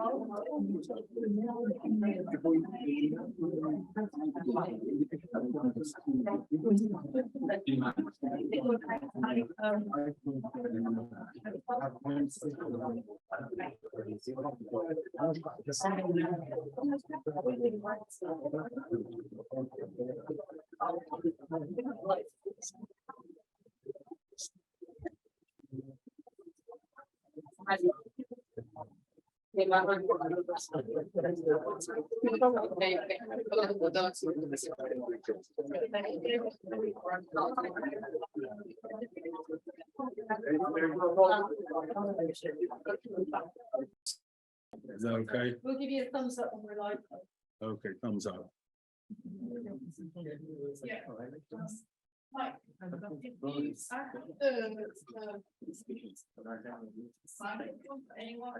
although there's not many of us here. Yeah, So it's probably more about having a conversation between us. Right. You know.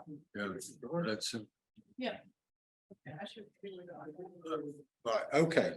So I think we were given a very rich menu with 5 incredible presentations, and it asked us to speak about transcultural identities and global connections.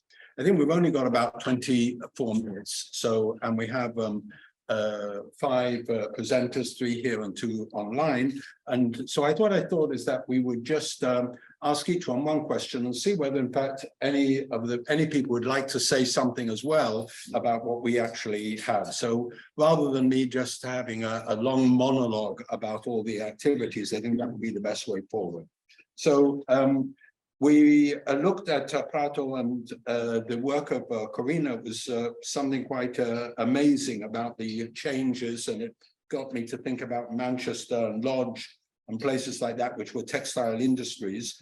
But in fact, one of the things which she said, which all of you had said, was the importance of identities in what we're doing. And you spoke about the Chinese.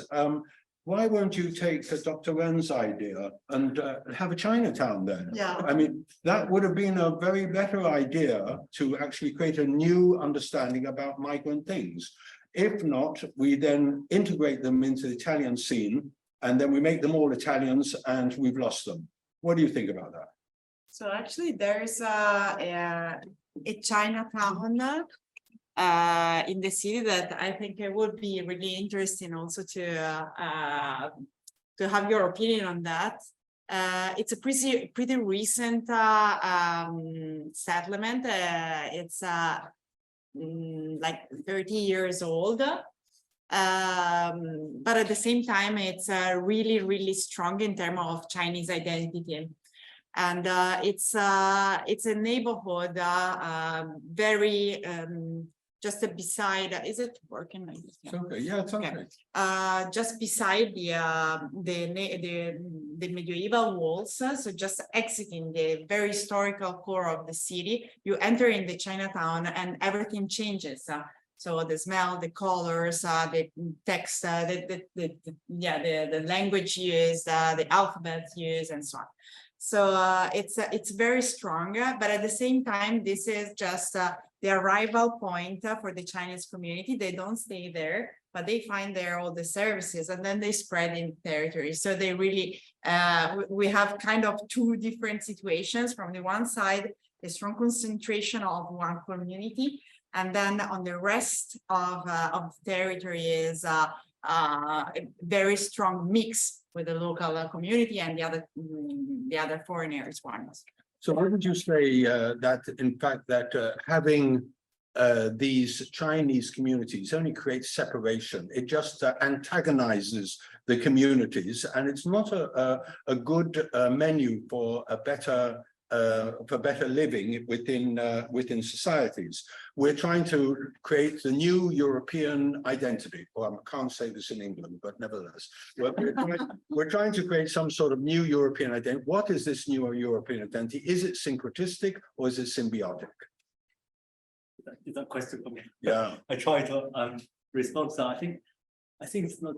I think it's also about that kind of global citizenship, kind of humanities, that multiculturalism, and then it's not just about the ethnic differences, like the Chinese migrant, because you see from Coroner's oral history collections, there are quite a few interviews, they being second generations, they born and bred in Italy, and they maybe really look at as a Chinese as if they are completely mentality is about Italian and about European. So I think in that sense, similar in the physical environment, it is only say lots of Chinese migrants living there, and that is something like exclusive. I don't think that is something I don't think that is something sensible for now, because Well, amongst the Islamic community, it is more problematic. It's just because of religious reason behind that, I think. But then for Chinese ones, particularly for the first generation of migrants, I think they're still quite secularized,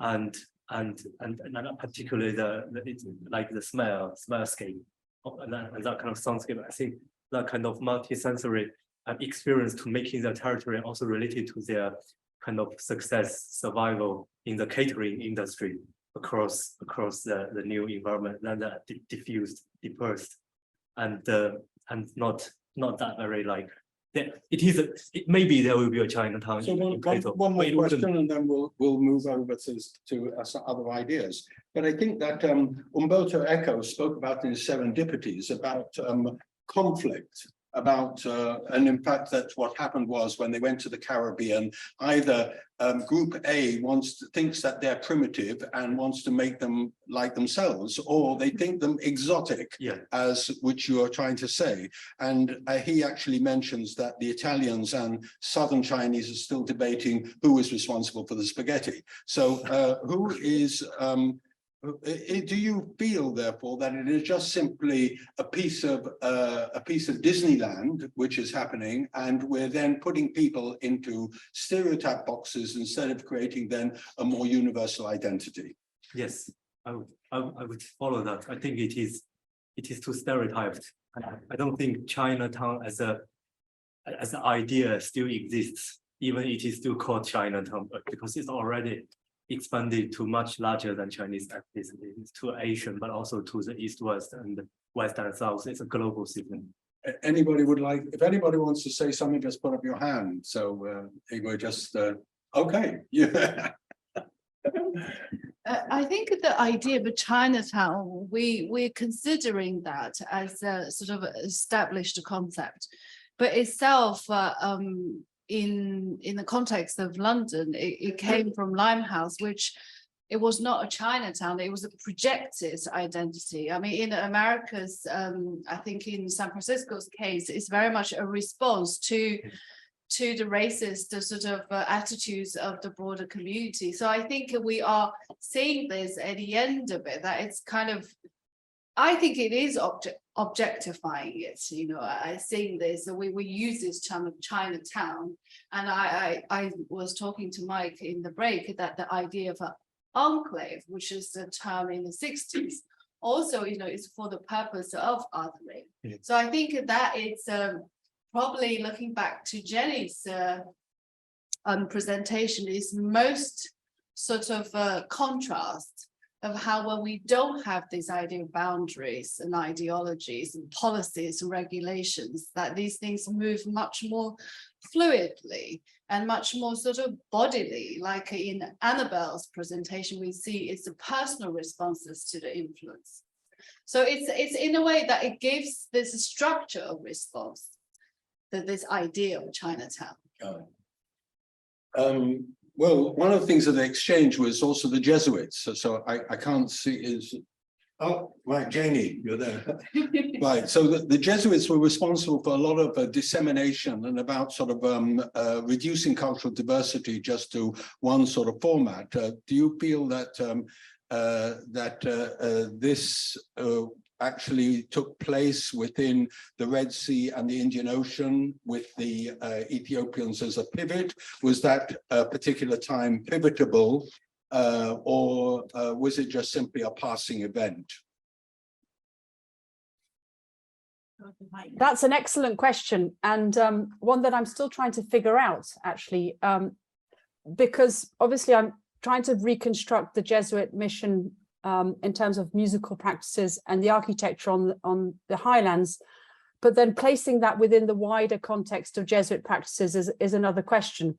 Now, my sense is that the Ethiopian context was a very, very difficult one for them, because even though, I mean, even at their height, they only had 18 Jesuits that were most active on the highlands. And in the span of the time that they were there, from 57 to 1632 is a long time, but actually it was really the 1620s when it was, you know, most prolific, after the Ethiopian king had converted.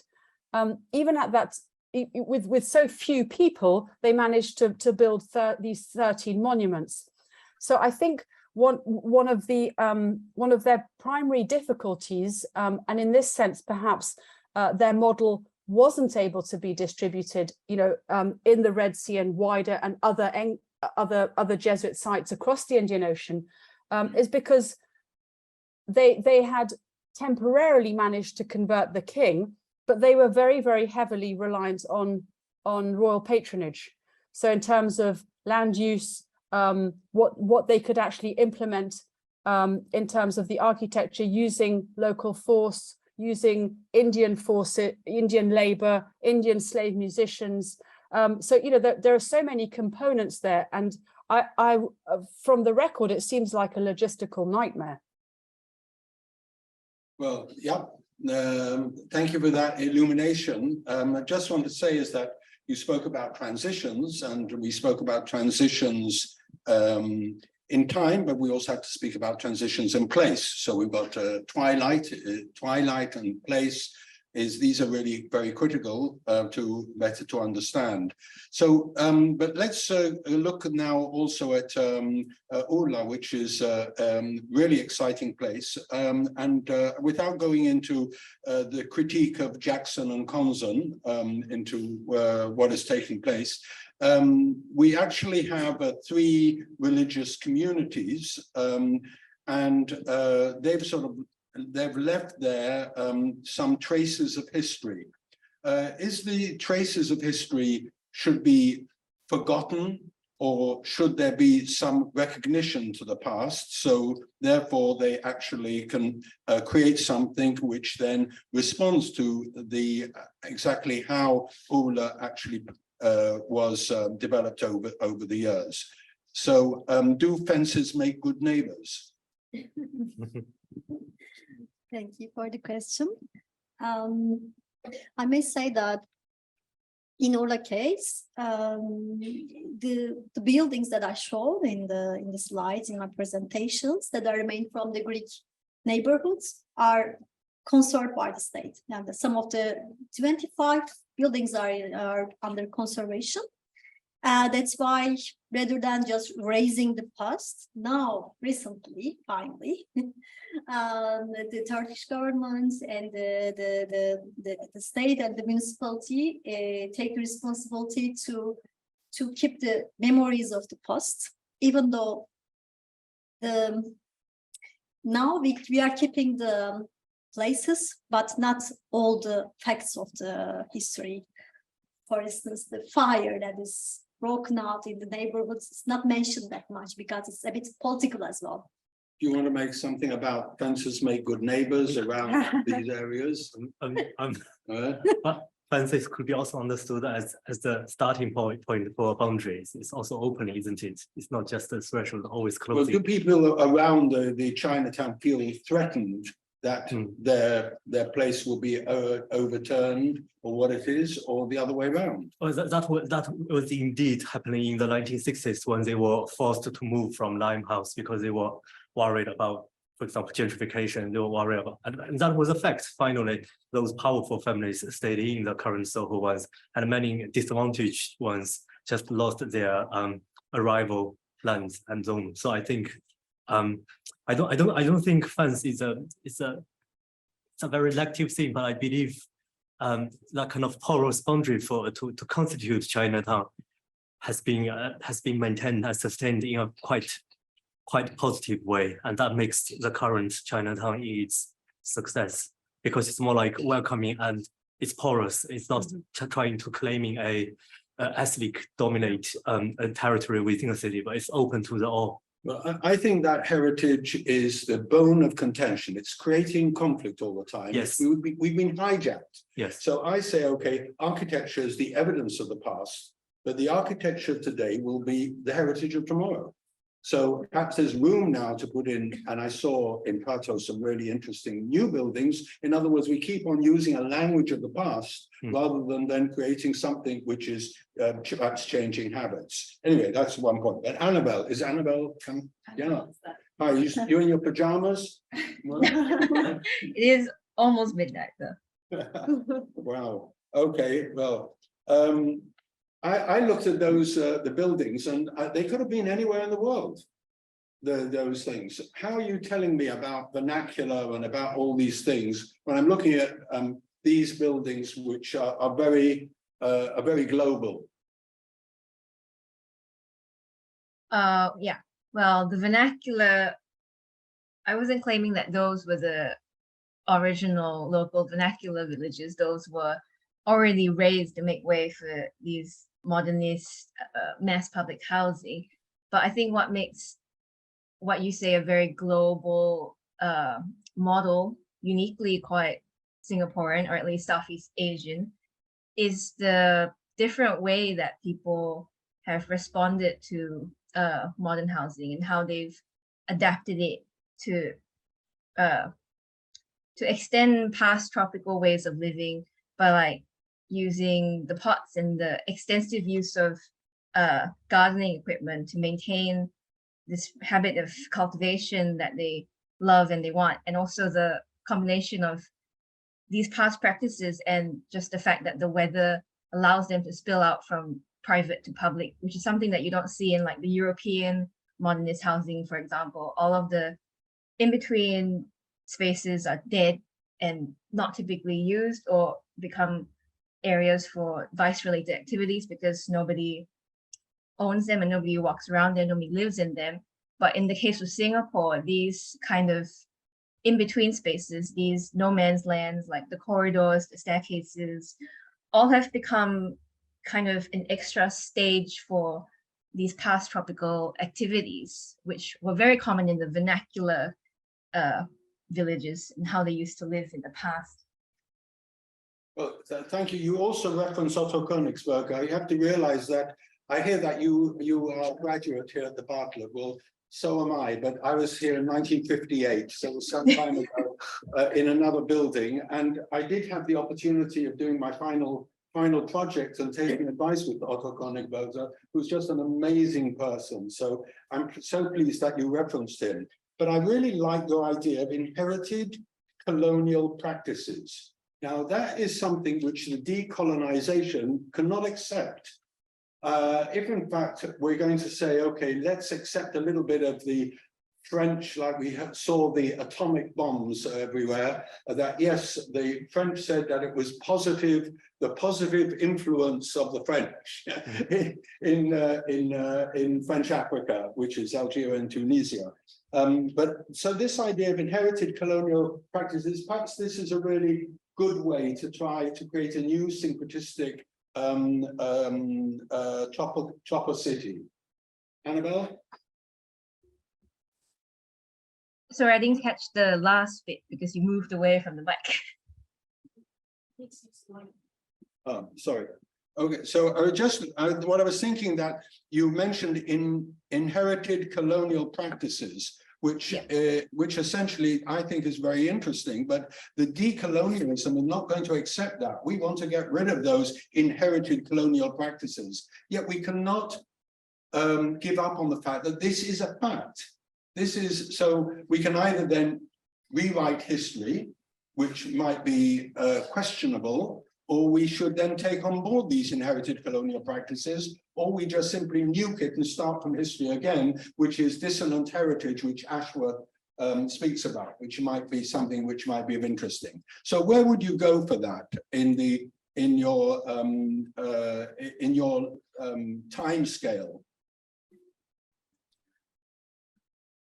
I think part of the problem of Singapore's development now is that although they do reference our colonial past and they do want to sort of reclaim that colonial past in a way that seems decolonial, we really struggle to slowly look at these underlying inherited colonial practices. So like the obvious ones, the buildings that exist still, the names of the roads, for example, those, to me, renaming all of those would not be part of a decolonial practice, but rather truly decolonial practice would be to recognize the past and recognize what works for us now and what doesn't work for us now. So for example, I work for the Singapore government now, and all of these, it's amazing to see how much of our urban planning is still based on the predecessors of the colonial government and what they have left for us. But I think we are slowly reworking towards recognizing what has a colonial origin, and recognizing, even though despite that colonial origin, what works for us now and what works for us as a country that aims to be global, but then also hold on to our unique multiracial background. I'd like to, seeing that we're wrapping up now, we're hitting the end of our time. I feel like a kid in a toy shop. I just like all of your ideas and put it all together.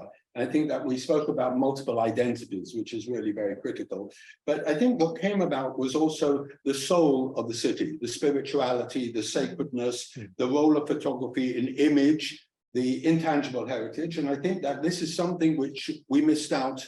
And I think that each of you brought these ideas to the table. And I think that we have to move beyond the bricks and mortar to actually come together. That's my first point. My second one is that we're dealing with change. And this is something, what has happened in the past decades is the speed of change. And in other words, what we saw, which might take place 100 years, 50 years, 20 years, and now taking place in 6 months. So, I mean, it is so dramatic. These are the things which create then new habits. And I like that the idea that Annabelle spoke about habits, but I also link it to practices and also about changing habits. I think one of the things which I've been trying to look at is that with climate change, there's adaptation and mitigation. Well, we can't do too much about mitigation, we'll try, but the adaptation, so instead of working from 9 to 5, we're gonna have to work from 6 to 12.